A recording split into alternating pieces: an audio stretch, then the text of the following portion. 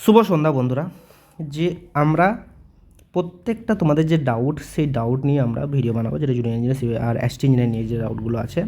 জানি ভিডিওটা বানাতে একটু লেট হলো, একটু বিজি থাকার কারণে, বাট তোমাদের যে কনফিউশনগুলো আছে প্রত্যেকটা এই ভিডিওতে আমরা ক্লিয়ার করবো, ঠিক আছে? আর যে নিউজ রিসেন্ট এসছে সেটা নিয়েও আমরা কথা বলবো। প্রথম থেকে লাস্ট পর্যন্ত দেখো, প্রত্যেকটা পয়েন্টে আমি আলোচনা করবো, তারপরে কথাগুলো তোমাদের যে কনফিউশন যে জিনিসগুলো থাকবে সেগুলো কমেন্ট সেকশন অবশ্যই জানাবে। প্রত্যেকটা কমেন্ট সেকশনে আমি দেখি এবং রিপ্লাই দেওয়ার চেষ্টা করি, ঠিক আছে?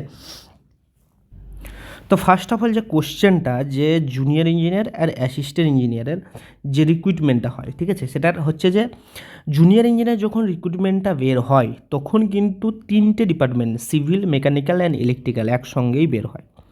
রিক্রুটমেন্টে জয়েন্টলি বের হয়, ঠিক আছে, জয়েন্টলি বের হয়।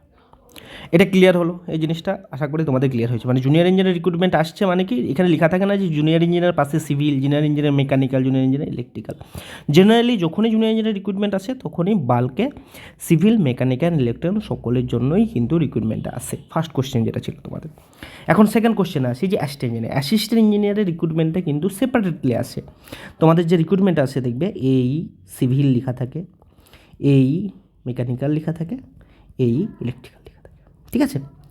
তো এই যে কোশ্চেনটা ছিল, ফার্স্ট যে কোশ্চেন ডাউটটা ছিল সেটা ক্লিয়ার হলো আশা করি। যে জুনিয়র ইঞ্জিনিয়ার যখনই কোনো রিক্রুটমেন্ট আসবে তখন জানবে যে সিভিল, মেকানিক্যাল, ইলেকট্রিক্যাল একসঙ্গেই আসছে। অ্যাসিস্ট্যান্ট ইঞ্জিনিয়ার যখন আসবে সেটা সেপারেটলি আসে। Assistant engineer civil, assistant engineer electrical, assistant mechanical, এরকমভাবেই কিন্তু সিকুয়েন্সলি বের হয়। তোমরা এখন দেখবে যে অ্যাসিস্ট্যান্ট ইঞ্জিনিয়ার ইলেকট্রিক্যাল এখন কিন্তু রিক্রুটমেন্টে যে প্রসেস চলছে, সিভিলে কিন্তু অনেকদিন আগে জয়েনিং করানো হয়ে গেছে, ঠিক সেইভাবেই। তো আশা করি ফার্স্ট পয়েন্টটা তোমাদের ক্লিয়ার হয়েছে। সেকেন্ড পয়েন্টে আমরা যাবো এখন আসি যে রিক্রুটমেন্ট আমাদের চলছে অনগোয়িং 2022 যেটা রিক্রুটমেন্ট বের হয়েছিল, আর আপকামিং যদি ভ্যাকেন্সি 2024-25 আমি লিখলাম। তো ভ্যাকেন্সি দাও কতটা আসছে কি না সেই জিনিসটা আমাদের অথেন্টিক নিউজ কি না সেই জিনিস আমি পরে আলোচনা করবো। আমি জিনিসটা শুধু বলি ভ্যাকেন্সি নিয়ে যে তোমাদের ডাউটটা আছে, যে জুনিয়র ইঞ্জিনিয়ার 22-এর ভ্যাকেন্সি এখন যদি তাড়াতাড়ি জুনিয়র ইঞ্জিনিয়ার বের হয় রিক্রুটমেন্ট, তাহলে আমাদের ভ্যাকেন্সিতে কতটা এফেক্ট করবে। তো আমি লিখে দিই নো এফেক্ট। নেক্সট যে রিক্রুটমেন্টের সঙ্গে সেটা তোমাদের আপকামিং যে রিক্রুটমেন্ট আসছে সেটার সঙ্গে কোনো মানে এফেক্ট নেই।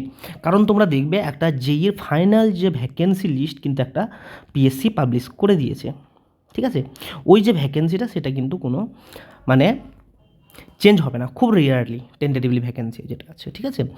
এরপরে আপকামিং ভ্যাকেন্সিগুলো কীরকম হবে, ধরো আজকে যদি কোনো নোটিফিকেশান বার হয়, শর্ট নোটিফিকেশান, এরপর যে ধরো তোমাদের যে লাস্ট একটা রিক্রুটমেন্ট বার করেছিল তোমাদের, যখন দেখবে ইন্টারভিউ লিস্ট বার করার আগে একটা ফাইনাল ভ্যাকেন্সি লিস্ট দিয়েছিল, ঠিক আছে? ওই ভ্যাকেন্সি লিস্ট যেটা দিয়েছিল সেই ডেট টিল ডেট, ওই ডেট পর্যন্ত যে ভ্যাকেন্সি সেটা কিন্তু 2022 অনুযায়ী কিন্তু ফিল আপ হবে। ঠিক তারপরের ডেট থেকে কী হবে, যে ভ্যাকেন্সিগুলো রিপোর্ট করছে সেগুলো নেক্সট যে আপকামিং যে ভ্যাকেন্সি আসবে সেটা 2024 হোক, 5 হোক, 6 হোক, ডাজ নট ম্যাটার, সেই ভ্যাকেন্সিতে মানে পরের যে রিক্রুটমেন্ট সেটাতে কিন্তু আপডেট হবে, ঠিক আছে?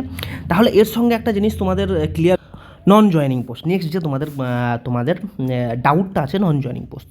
সাপোজ যে ভ্যাকেন্সিটা তোমাদের আছে 800+, এই যে ভ্যাকেন্সিটা হচ্ছে সেই ভ্যাকেন্সিটা আমি বলেছিলাম নন জয়েনিং নিয়ে আমি আগে কথা বলেছি যে এখন কি পিএসসি কী করছে, প্রত্যেকটা যে মাস রিক্রুটমেন্ট করছে সেগুলো কিন্তু নন জয়েনিংগুলো কিন্তু জয়েন করাচ্ছে। তো আশা করা যাক পিএসসি জেইও কিন্তু এরকমই করাবে নন জয়েনিংগুলো। যদি না হয় আমাদের দিক থেকে আমরা একটা স্টেপ নেবো যে সবাই একসঙ্গে আমরা একটা ডেপুটেশন জমা দিতে পারি, কিন্তু এটা পরের কথা যখন ফাইনালি সব তোমার জয়েন হয়ে যাবে। কিন্তু এখানে যেহেতু তোমাদের চয়েস সিটটা একটা প্যারাতে লেখাই ছিল যে নন জয়েনিং পোস্টের ব্যাপারে, তো আশা করা যায় তোমাদের নন জয়েনিং পোস্ট মানে 90% তুমি ধরে রাখো নন জয়েনিং যে পোস্টগুলো সেগুলো তোমাদের বের হবে, মানে সেগুলো আবার ফিল আপ করবে, ঠিক আছে? তো নন জয়েনিং যে পোস্ট, এই যে 800 বা 800+ যে ভ্যাকেন্সিটা তোমাদের ফাইনাল ভ্যাকেন্সি যেটা এসছে সেই ভ্যাকেন্সির উপরেই হবে। ধরো এখানে সাপোজ ধরো যে ভ্যাকেন্সিটা আছে, ধরো 850 ভ্যাকেন্সি, ধরো কেউ 820 জন জয়েন করলো বা 780 জন জয়েন করলো বা 800 জন জয়েন করলো, ধরো 800 জন জয়েন করলো, এটা ধরে করছি, তাহলে 50টা নন জয়েনিং ভ্যাকেন্সি থাকলো।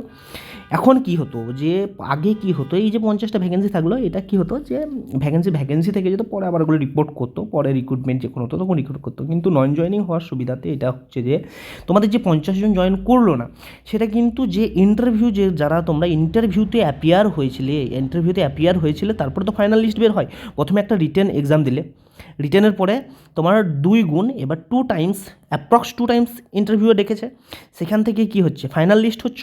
আর বাকি কি, মানে ধরো বাকি কি, বাকি তো 2 টাইমসের মধ্যে হাফ তোমার ফাইনালিস্ট হচ্ছে, হাফ তো ফাইনালিস্ট হচ্ছে না, তাদের কিন্তু তারপরে কী করলো, যে ফাইনাল যে ভ্যাকেন্সি, যে ফাইনাল যে কাট অফটা এলো, সেই কাট অফের মানে আশেপাশে যারা আছে তাদের কিন্তু ওই নন জয়নিং যে ভ্যাকেন্সি আছে সেগুলো কিন্তু আবার ফিল আপ করা হয়। তারপরে পরের যে তোমরা যে ইন্টারভিউ যে দিয়ে এসছো তাদের কিন্তু আবার একটা চান্স থেকে গেল যে নন জয়নিং পোস্টে ফিল আপ করার জন্য, বা নন জয়নিং পোস্টে জয়নিং করার জন্য, ঠিক আছে। তো এই ভ্যাকেন্সির সঙ্গে নেক্সট কোনো ভ্যাকেন্সি কোনো মানে ডিপেন্ডেন্সি নেই, ঠিক আছে। তো নন জয়নিংয়ের কোনো তোমার যে ভ্যাকেন্সি ডাউটটা ছিল নন জয়নিং পোস্টের যে জয়নিংটা, সেটা কিন্তু কোনো এফেক্ট করবে না।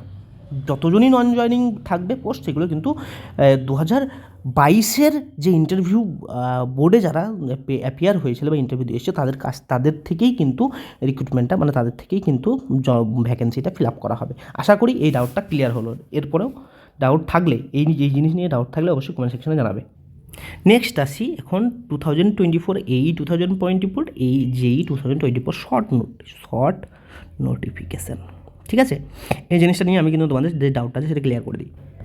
আমরা আগের যে প্রিভিয়াস যে ভিডিওতে সেটা আমরা দেখেছিলাম, প্রিভিয়াস ভিডিওতে যে আমরা ডেপুটেশন, যে পিএসসিতে যে ডেপুটেশন দিতে গেছিলো স্টুডেন্টরা, সেই ডেপুটেশন থেকে আমরা একটা নিউজ পেয়েছিলাম যে এই 2024 শর্ট নোটিশ, যেটা 2024 ডিসেম্বর অর জানুয়ারির মধ্যেই কিন্তু শর্ট নোটিশটা প্লেস করবে, যে ফুল নোটিশ আফটার তোমার ওবিসি কেস নিয়ে আমি স্টার মারলাম, কারণ এই কেস নিয়ে কি রায় হয়েছে কি না সেই জিনিস নিয়ে আমি ডিটেল তোমাদের আলোচনা করব, A to Z পয়েন্ট কি বলেছে কি না, নেক্সট আপকামিং তোমার ডেট কবে আছে, কতটা এফেক্ট করতে পারে কি না। আমি জানি তোমাদের অনেক ডাউট আছে এই জিনিস নিয়ে, অনেকে টেক্সট করেছো, তো এই জিনিস নিয়ে আমি একটা আলাদা তোমাদের সেপারেট ভিডিও বানিয়ে দেবো, যে তোমাদের ক্লিয়ার হবে জিনিসটা, ঠিক আছে। এটা এই ভিডিও নিয়ে আমি বানাবো, অনেক বড় হয়ে যাবে, ঠিক। তাহলে যে আফটার ওবিসি কেস, যেটার ফুল নোটিফিকেশান সেটা কিন্তু পাবলিশ করবে বলেছিল, এটা ডেপুটেশনেই বলেছিল, কিন্তু আগের যে ডেপুটেশন ছিল, ঠিক আছে। এখন আসি 2024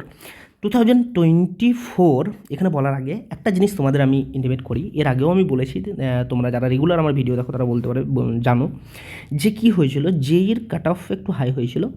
তো সেটা যেরকম আগের বার হয়েছিল কি 4 to 5 টাইমস স্টুডেন্টকে ইন্টারভিউতে ডাকা হয়েছিল, কিন্তু এবার কি হয়েছে যে মেম্বার কম থাকার জন্য 2 টাইমস যে ক্যান্ডিডেটকে ডাকা হলো। এটা নিয়ে কি যে যেই কয়েকটা স্টুডেন্ট ডেপুটেশন জমা দিতে গেছিলো, বা তাদের যে বক্তব্য সেগুলো বলতে গেছিলেন চেয়ারম্যান সাহেবকে, ঠিক আছে। ওখানে যে সেক্রেটারি সাহেবকেও বলতে গেছিলেন যে এই জিনিসটা। তো সেখান থেকে একটা জিনিস তারাই বলেছিল, যে সেক্রেটারি সাহেব এখানে বলেছিলেন যে এই যে যেই যে রিক্রুটমেন্ট 2022 যে রিক্রুটমেন্টটা চলছে ইন্টারভিউ, ওটা টেন্টেটিভলি ডিসেম্বরের মধ্যেই কমপ্লিট করা হবে। আনফর্চুনেটলি কি যে মেম্বার, যে পিএসসির মেম্বার কম আছে জানো, সেটা এখনও পর্যন্ত মেম্বার কিন্তু নেক্সট আদার যে মেম্বারগুলো জয়েন করেনি, সেই জন্য এটা সম্ভব হয়নি। তখনই কিন্তু সেই জিনিসটা স্টুডেন্টদেরকে বলেছিল যে এটা কমপ্লিট হয়ে গেলে তোমাদের একটা শর্ট নোটিশ বা নিউ নোটিফিকেশন অফ JEE আমি কিন্তু আমার রিটায়ারমেন্টের আগে পাবলিশ করে দেবো, বা সেটা আমি পাবলিশ করে তারপরে রিটায়ারমেন্ট করবো, এরকম বলেছিল কথাটা, ঠিক আছে।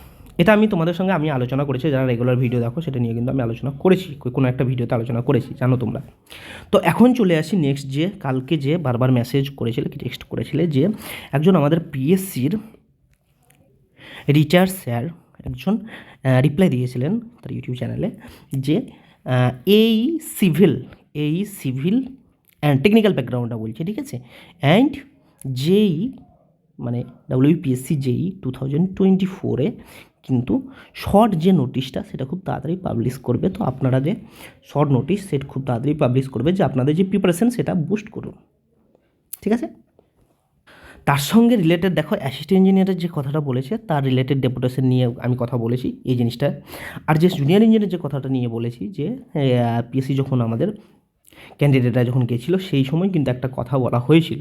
তো আমার যতটা মনে হয় উনি এরকম হাওয়াতে কথা খুব কমই বলেন, অথেন্টিক নিউজ ছাড়া কোনো জিনিস রিপ্লাই করেন না। তো এটা যেহেতু আমি তোমাদের রিলেটেড যে রিলেশন যে জিনিসটা আছে, সে দুটো রিলেশনই কিন্তু আমি বলেছি, এই জিনিসগুলো পিএসসির আগেও কথা হয়েছে, সেই জিনিসের সঙ্গে রিলেট করলাম যেটা হতে পারে। এবার পিএসসি যেই হয়তো 2024 শর্ট নোটিশ হয়তো ডিসেম্বরের মধ্যেই পেয়ে যেতে পারে, অ্যাসিস্ট্যান্ট ইঞ্জিনিয়ারও পেয়ে যেতে পারো, কিন্তু যেই হয়তো লেট হলে হয়তো জানুয়ারি ফেব্রুয়ারি ম্যাক্সিমাম হতে পারে। কিন্তু এটা একটা ভালো সম্ভাবনা আছে যে নতুন যে নোটিফিকেশান সেটা একটা দেওয়া, ঠিক আছে। এবার ফুল নোটিশ যেটা পাবে সেটা কিন্তু আফটার ওবিসি কেস যেটা ফাইনাল হওয়ার পরই কিন্তু সেটা ফুল নোটিশ পাবে। এগুলো সব এক্সামের, এটা শুধু তোমাদের মতো যেই বা এই জন্য নয়, প্রত্যেকটা এক্সামেরই কিন্তু এরকমই করছে শর্ট নোটিশ। আর বারবারই বলি শর্ট নোটিশটা দেওয়ার একটাই কারণ, যে এলিজিবিলিটি যেগুলো আছে সেগুলো কিন্তু যাতে 2024 অনুযায়ী আনা হয়। এটা কিন্তু একটা বড় ব্যাপার। যারা যে এজ ফ্যাক্টর করে, এখন অনেকেই আছে যাদের এজটা ফ্যাক্টর করছে না, অনেকে এরকম আছে যাদের এজটা খুব কাটায় আছে, তাদের জন্য কিন্তু খুব ফ্যাক্টর করে এই জিনিসটা। তো এটাকে সলভ করার জন্যই কিন্তু শর্ট নোটিশটা বার করে দিচ্ছে। তাহলে কি হয়ে যাচ্ছে, ফুল নোটিশে কি এলিজিবিলিটি ক্রাইটেরিয়াগুলো সব 2024 অনুযায়ী অফিসিয়ালি রাখতে পারবে, ঠিক আছে। এগুলোর তো নিয়ম আছে। আশা করি তোমাদের লাস্ট কয়েকদিনের যে কনফিউশনগুলো ছিল সেগুলো কিন্তু আমি হয়তো তোমাদের সলভ করতে পেরেছি। এরপরেও যদি কিছু কোশ্চেন থাকে অবশ্যই কমেন্ট সেকশনে কমেন্ট করবে। ভিডিও ভালো লাগলে অবশ্যই লাইক করবে, শেয়ার করবে ফ্রেন্ডদের সঙ্গে, আর ভিডিও ইনফরমেটিভ লাগলে অবশ্যই সাবস্ক্রাইব করবে। আর নেক্সট যে কিছু যদি আপডেট থাকে অবশ্যই আমি চ্যানেলে তোমাদের সঙ্গে শেয়ার করব, ঠিক আছে। কিন্তু এটুকু ঠিক যে তোমরা তোমাদের যে প্রিপারেশন কিন্তু আবার বুস্ট করো। সামনে কিন্তু খুব ভালো ভালো রিক্রুটমেন্ট আসতে চলেছে, সেগুলোর জন্য তোমরা তোমাদের নিজেদেরকে প্রিপেয়ার করে রাখো, ঠিক আছে। তো অনেকেই কী হয়েছিল, জুনিয়র ইঞ্জিনিয়ারের একটুর জন্য মিস হওয়ার জন্য কী হয়েছে, একটু ডিমোটিভেট হয়ে গেছিলো, তারপর একটু মোটিভেট হয়ে আবার তাদের প্রিপারেশনটা এগিয়ে নিয়েছিলো। কীভাবে পড়াশোনা হবে কি না, বা কীভাবে যেই জন্য নেক্সট শর্ট নোটিস এলে যে ফুল যে জুনিয়র ইঞ্জিনিয়ারের জন্য তোমার নেক্সট যে আপকামিং আছে ফুল যে প্রিপারেশন, সেটা কিন্তু আমাদের শিডিউল অনুযায়ী আমার চ্যানেলে তোমাদেরকে ফুল 0 to হিরো কোর্স সব কিছু আমি আলোচনা করতে থাকবো অ্যাজ পার ইয়োর ইন্টারেস্ট। যেরকম বলবে তোমরা, যেরকম ইন্টারেস্ট আছে সেই অনুযায়ী, ঠিক আছে। চলো সবাই সুস্থ থাকো, ভালো থাকো, নিজের প্রিপারেশন এগিয়ে নিয়ে চলো।